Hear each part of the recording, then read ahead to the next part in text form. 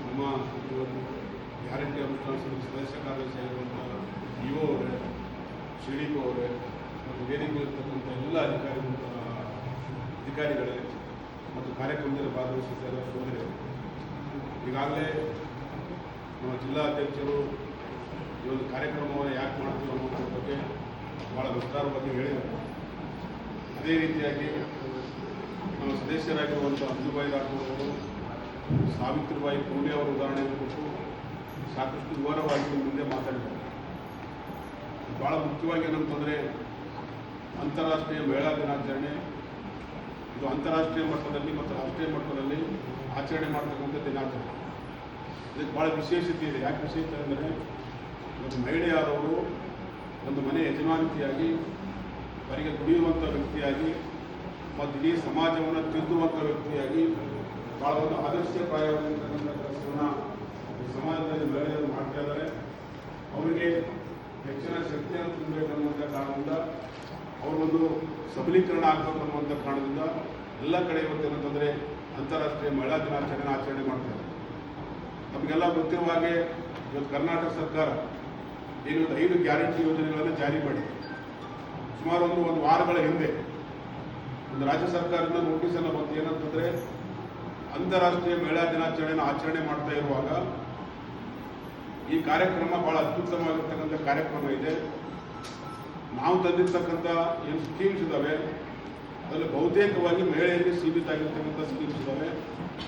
ಆ ಒಂದು ಕಾರ್ಯಕ್ರಮದಲ್ಲಿ ಏನಂತಂದರೆ ನೀವು ಅವರಿಗೆ ಜಾಗೃತಿ ಮಾಡ್ತಕ್ಕಂಥ ಕಾರ್ಯಕ್ರಮವನ್ನು ಮಾಡಿ ಅನ್ನುವಂಥ ಮಾತನ್ನು ಹೇಳಿ ಒಂದು ಆದೇಶವನ್ನು ಮಾಡಿದ್ರು. ಆ ಪ್ರಕಾರ ಇವತ್ತು ಇಡೀ ಜಿಲ್ಲೆಯಾದ್ಯಂತ ಮತ್ತು ತಾಲೂಕು ಮಟ್ಟದಲ್ಲಿ ಒಂದು ಜಾಗೃತಿ ಕಾರ್ಯಕ್ರಮವನ್ನು ಮಾಡ್ತಾ ಇದ್ದಾರೆ. ನಮಗೆಲ್ಲ ಗೊತ್ತಿದೆ ಏನಂತಂದರೆ ಏನು ಸಿದ್ದರಾಮಯ್ಯನವರು ಈಗ ಒಂದು ರಾಜ್ಯದಲ್ಲಿ ಚುನಾವಣೆಗೆ ಹೋಗುವಾಗ ಒಂದು ಮಾತನ್ನು ಹೇಳಿದ್ರು ಅಂತಂದರೆ, ನಾನು ಅಧಿಕಾರಕ್ಕೆ ಬಂದರೆ ಯಾವ ಮಹಿಳೆಯರು ಸಹಿತ ಮನೆ ಯಜಮಾನನ ಮೇಲೆ ಅವಲಂಬಿತ ಆಗಬಾರ್ದು.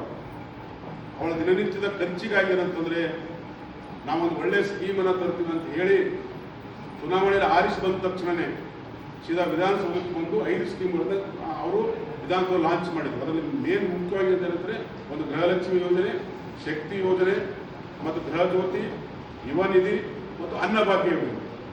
ಈ ಅನ್ನಭಾಗ್ಯ, ಅನ್ನಭಾಗ್ಯ, ಶಕ್ತಿ ಯೋಜನೆ, ಗೃಹಲಕ್ಷ್ಮಿ ಇವು 3 ಸ್ಕೀಮ್ಗಳು ಅಂತ ಇವತ್ತು ಮಹಿಳೆಯರಿಗೆ ಭಾಳ ಪೂರಕವಾಗಿರ್ತಕ್ಕಂಥ ಸ್ಕೀಮ್ಗಳು.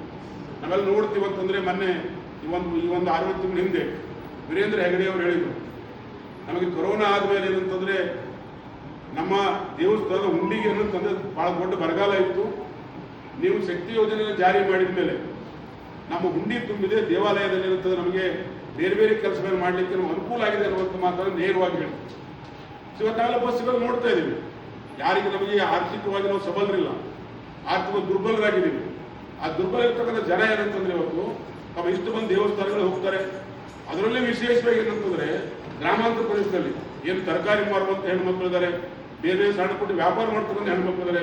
ಅವರೆಲ್ಲರಿಗೂ ಏನಂತಂದರೆ ಶಕ್ತಿ ಯೋಜನೆ ಭಾಳ ಅನುಕೂಲಕರವಾಗಿರ್ತಕ್ಕಂಥ ಯೋಜನೆ ಆಗಿದೆ ಅಂತೇಳಿ ಇವಾಗ ಸರ್ಕಾರದ ಬಗ್ಗೆ ಸಾಕಷ್ಟು ರಿಪೋರ್ಟ್ಗಳು ಕೊಟ್ಟಿರ್ತಕ್ಕಂಥ ಸಂಸ್ಥೆಗಳ ಸಹಿತ ಹೇಳಿದ್ದಾರೆ.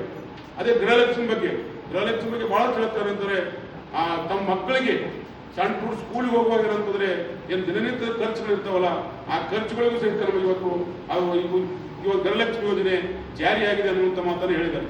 ಬಟ್ ಟೋಟಲಿ ಆಗಿ ಏನಂತಂದರೆ ಹಸಿದ ಹೊಟ್ಟೆಗೆ ಅನ್ನವನ್ನು ಕೊಡ್ತಕ್ಕಂಥ ಯೋಜನೆ ಅನ್ನಭಾಗ್ಯ ಯೋಜನೆ, ದಿನನಿತ್ಯದ ಖರ್ಚುಗಳನ್ನು ಪೂರೈಸತಕ್ಕಂಥ ಯೋಜನೆ ಇವತ್ತು ಗೃಹಲಕ್ಷ್ಮಿ ಯೋಜನೆ, ಸಣ್ಣ ಪುಟ್ಟ ಮಹಿಳೆಯರ ವ್ಯಾಪಾರ ಮಾಡ್ತಕ್ಕಂಥದ್ದು, ದೇವಸ್ಥಾನ ಪ್ರವಾಸ ಮಾಡ್ತಕ್ಕಂಥ ಯೋಜನೆ ಶಕ್ತಿ ಯೋಜನೆ.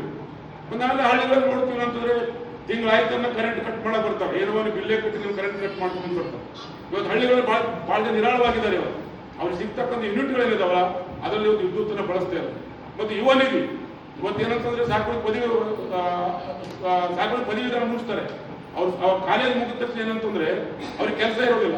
ಅಂಥವ್ರಿಗೆ ಇವತ್ತು ಯುವ ನಿಧಿ ಕಾರ್ಯಕ್ರಮವನ್ನು ಕೊಡ್ತೀವಿ. ನೀವು 5 ಸ್ಕೀಮ್ಗಳು ಭಾಳ ಅತ್ಯುತ್ತಮವಾದ ಸ್ಕೀಮನ್ನು ಇವತ್ತು ಕರ್ನಾಟಕ ಸರ್ಕಾರ ಕೊಟ್ಟಿದೆ. ನಮಗೆ ಸ್ವಾವಲಂಬಿ ಬದುಕನ್ನು ಕೊಟ್ಟಿದೆ. ಇನ್ನು ಕೆಲವರು ಹೇಳ್ತಾರೆ ಅಂತಂದರೆ ಇಲ್ಲಾಂದ್ರೆ ಬಿಟ್ಟಿ ಯೋಜನೆ ಇದೆ, ಎಲ್ಲ ಮಹಿಳೆಯರು ಸೋಮಾರಿಗಳಾಗಿದ್ದಾರೆ, ಅವ್ರು ಯಾರು ಕೆಲಸ ಮಾಡ್ತಾ ಇಲ್ಲ, ಇವತ್ತು ಲೇಬರ್ಗಳು ಸೋಮಾರಿಗಳಾಗಿ ದುಡಿಯಕ್ಕೆ ಬರ್ತಾರೆ ಅನ್ನುವಂಥ ಮಾತನ್ನು ಹೇಳ್ತಾರೆ. ಇದು ಸತ್ಯವನ್ನು ಮರೆಮಾಚಲಿಕೆ ಮಾಡ್ತಕ್ಕಂಥ ಆರೋಪ. ನಾವು ಪ್ರಶ್ನೆ ಮಾಡುವುದಂದ್ರೆ ಇವತ್ತು ಈ ದೇಶದ ಏನಂತಂದ್ರೆ ಯಾರು ಕಾರ್ಪೊರೇಟ್ ಕುಳುಗಳಿದ್ದಾರೆ, ಅಂಬಾನಿ ಅದಾನಿ ಅಂತವ್ರು ಇದ್ದಾರೆ, ಅವ್ರಿಗೆ ವರ್ಷಕ್ಕೆ 60 ಲಕ್ಷ ಕೋಟಿ ರೂಪಾಯಿ ಸಬ್ಸಿಡಿ ಕೊಡ್ತಾರೆ, ಫ್ರೀ ವಿದ್ಯುತ್ ಕೊಡ್ತಾರೆ, ಫ್ರೀ ನೀರು ಕೊಡ್ತಾರೆ, ಜಾಗ ಕೊಡ್ತಾರೆ, ಅವ್ರು ಕೈಗಾರಿಕೆ ಸ್ಥಾಪನೆ ಮಾಡ್ತಾರೆ, ಉದ್ಯೋಗ ಕೊಡ್ತಾರೆ, ಲಾಭ ಹತ್ರ ಬರಿಗೆ ಹೋಗ್ತಾರೆ. ಅವ್ರಿಗೆ ಕೊಡ್ಲಿಕ್ಕೆ ನಿಮ್ಗೆ 60,000 ಲಕ್ಷ ಕೋಟಿ ಅಮೌಂಟ್ ನಿಮ್ಮ ಹತ್ರ ಇದೆ. ಆದ್ರೆ ಇವತ್ತು ಬಡವರು ಕೂಡ ಬಿಟ್ಟಿ ಬಾಕಿ ಆಗುತ್ತದು ಸಾಧ್ಯನೇ ಇಲ್ಲ. ಬಡವರ ಮಧ್ಯದಲ್ಲಿ ಶ್ರೀಮಂತರ ಮಧ್ಯದಲ್ಲಿ ಕಂದಕ ಸೃಷ್ಟಿ ಮಾಡತಕ್ಕಂಥ ಕೆಲಸ ಇವತ್ತು ಮಾಡ್ತಾ ಇದ್ದಾರೆ. ಈ ರಾಜ್ಯದ ಬೇಳೆ ಇದೆ ಅಂತಂದ್ರೆ ಅದು ಯಾವುದೂ ಗಮನ ಕೊಟ್ಟಿಲ್ಲ. ಅವ್ರು ಸ್ವಾವಲಂಬಿಗಳಾಗಿದ್ದಾರೆ. ಮುಂದೆನೂ ಸಹಿತ ಸರ್ಕಾರ ಅವರಿಗೆ ಇನ್ನೂ ಅತ್ಯುನ್ನತವಾಗಿರ್ತಕ್ಕಂಥ ಒಂದು ಯೋಜನೆಗಳನ್ನು ಜಾರಿ ಮಾಡಲಿಕ್ಕೆ ತೀರ್ಮಾನ ಮಾಡಿದ್ದಾರೆ. ತಮಗೆಲ್ಲ ಗೊತ್ತಿದೆ, ಹೋದ ಸಚಿವ ಸಂಪುಟ ಸಭೆಯಲ್ಲಿ ಇವತ್ತು ಗೃಹಲಕ್ಷ್ಮಿ ಮಹಿಳೆಯರಿಗೆ ಸಹಕಾರಿ ಬ್ಯಾಂಕ್ ಅನ್ನು ತೆರಿಗೆ ಅನ್ನುವಂಥ ಮಾತನ್ನು ಹೇಳಿದ್ದಾರೆ. ಇದು ಬಹಳ ದೊಡ್ಡ ಸ್ಕೀಮ್. ಇದು ಸಹಕಾರಿ ಬ್ಯಾಂಕ್ ಉದ್ದೇಶ ಏನಂತಂದ್ರೆ, ಏನು 2,000 ರೂಪಾಯಿ ಮಂತ್ಲಿ ತಗೊಳ್ತಾ ಇದ್ರಲ್ಲ, ಆ 2,000 ರೂಪಾಯಿಯಲ್ಲಿ ನಿಮಗೆ 1800 ರೂಪಾಯಿ ಕೊಡ್ತಾರೆ. 200 ರೂಪಾಯಿ ನಿಮಗೆ ಬ್ಯಾಂಕ್ ಅಲ್ಲಿ ನೀವು ಸೇವಿಂಗ್ ಅಕೌಂಟ್ ಮಾಡ್ತಾರೆ. ನೀವು ಮೆಂಬರ್ಶಿಪ್ ಅನ್ನು ಮಾಡಿ ಸೇವಿಂಗ್ ಅಕೌಂಟ್ 200 ರೂಪಾಯಿ ಹಾಕಿ ಅದ್ರ ದುಡ್ಡು ತೆಗೆ ಹೋಗೋದಿಲ್ಲ. ನಿಮಗೇನಂತಂದ್ರೆ ಬಡ್ಡಿ ರಹಿತವಾಗಿ 30,000ರಿಂದ 3 ಲಕ್ಷವರೆಗೂ ಸಹಿತ ಸಾಲ ಕೊಡಬೇಕು ಅನ್ನುವಂಥ ತೀರ್ಮಾನ ಮಾಡಿದರೆ ಇದು ಬಹಳ ಕ್ರಾಂತಿಕಾರಿಯಾಗಿರ್ತಕ್ಕಂಥ ಯೋಜನೆ. ಇದು ಈ ಮಹಿಳೆಯರನ್ನ ಅಧ್ಯಕ್ಷ ಮಾಡತಕ್ಕಂಥ ಕಾರ್ಯಕ್ರಮ ಇದು. ಇಂಥ ಕಾರ್ಯಕ್ರಮ ಯಾರಾದ್ರೂ ಕೊಟ್ಟಾರಂದ್ರೆ ಯಾರು ಕೊಟ್ಟಿಲ್ಲ. ಇವತ್ತು ಮೋದಿ ಅವರು ಹೇಳ್ತಾರೆ ಅಂದ್ರೆ ಬೇಟಿ ಬಚಾವೋ ಬೇಟಿ ಪಡಾವೋ. ಎಲ್ಲಿ ಬಚಾವ್ ಮಾಡಿದ್ರೆ ಎಲ್ಲಿ ಓದಿಸಿದ್ರು?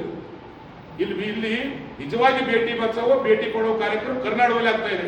ಅದನ್ನು ತಿಳ್ಕೊಳ್ಬೇಕು ಅನ್ನುವಂಥ ಮಾತ್ರ ಹೇಳಿ ಇವತ್ತು ಕಾರ್ಯಕ್ರಮ ನನಗೆ ಬಹಳ ಸಮಾಧಾನ ತಂದಿಲ್ಲ. ಯಾಕಂದ್ರೆ ಜಿಲ್ಲಾಧ್ಯಕ್ಷರು ಬರ್ತಾರೆ ಅಂತೇಳಿ ಇವತ್ತು ಪ್ರೋಟೋಕಾಲ್ ಪ್ರಕಾರ ಇನ್ನೂ ಕೃಷ್ಣದಲ್ಲಿದೆ. ಆದ್ರೆ ಅಧಿಕಾರಿಗಳಿಗೆ ನಾವೇನು ತಿಳ್ಕೊಂಡಿದ್ರೆ ಇಲ್ಲ, ಅವ್ರು ಸಾಕೋಡು ಕಾರ್ಯಕ್ರಮ ಮಾಡಿದ್ದಾರೆ, ಅಚ್ಚುಕಟ್ಟಾಗಿ ಮಾಡಿದ್ದಾರೆ, ನಮ್ದೇನು ಮಧ್ಯಸ್ಥಿಕೆ ಇರೋದಿಲ್ಲ ಅನ್ನೋದು ಮಾತ್ರ ಬಿಟ್ಟಿದ್ದೇವೆ ನಾವು. ಅಲ್ಲದೆ ಸುಮಾರು ಒಂದು ವಾರಗಳಿಂದ ಸಿಡಿ ಕೊಡುತ್ತಾರೆ ಸಂಪರ್ಕದಲ್ಲಿದ್ವಿ, ಏನೇನು ಮಾಡ್ತಾ ಇದ್ರಿ ಅಂತೇಳಿ. ಮತ್ತೆ ಅವ್ರು ಹೇಳ್ದಂಗೆ ಕೇಳಿದ್ವಿ. ಒಂದು ಮಾತಾಡ್ಲಿಕ್ಕೆ ಮೈಕ್ ಇಲ್ಲ ಅಂತಂದ್ರೆ ಏನಾಗ್ತಾರೆ? ನಿಮ್ಗೆ ಅಂಗನವಾಡಿ ನಿಮಗೆ ಸಿಡಿಪೋ ಕಚೇರಿ ಒಳಗೆ ಪ್ರಚಾರ ಸಾಮಗ್ರಿ ವಿಶೇಷ ಒಂದು ನಿಧಿ ಇದೆ. ನಿಮಗೆ ಒಂದು ಅತ್ಯುತ್ತಮವಾದಂಥ ಬ್ಯಾನರು, ಒಂದು 150